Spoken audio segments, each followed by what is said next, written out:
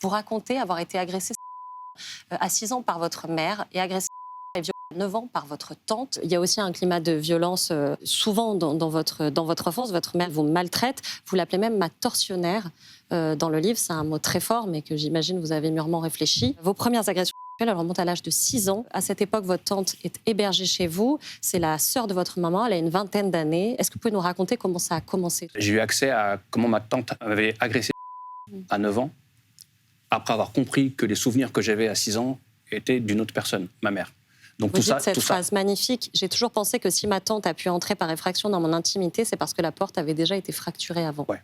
C'est-à-dire que logiquement, j'avais cette pensée-là, mais les souvenirs qui revenaient n'étaient pas assez clairs pour moi, donc j'ai beaucoup travaillé pour essayer de débroussailler tout ça. Et en fait, En fait, quand on est victime de violence, dans l'absolu, on passe un temps très très long à reconstituer le puzzle. On passe un temps à interroger ce qu'on ressent. Est-ce que c'est vrai? Est-ce que je fabrique? Parce que la société nous raconte que les enfants mentent, que les enfants fabriquent des choses.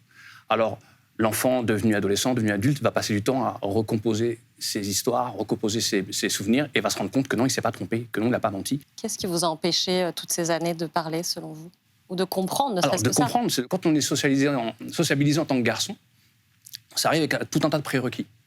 Moi, enfant, on m'a jamais dit que se rapprocher physiquement d'une personne adulte, c'était pas bien, en fait.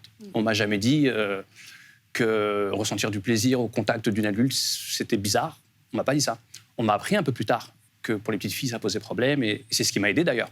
Et je tiens à le dire ici, c'est que s'il n'y avait pas eu l'accumulation des travaux de la culture féministe un peu partout, j'aurais jamais compris ce qui m'est arrivé. Je voulais quand même rappeler le numéro, c'est le 119 pour les enfants en danger, les enfants qui sont confrontés à une situation de risque ou de danger pour eux-mêmes ou pour les autres. D'ailleurs, c'est très important. Merci beaucoup, Dé, pour votre témoignage bouleversant.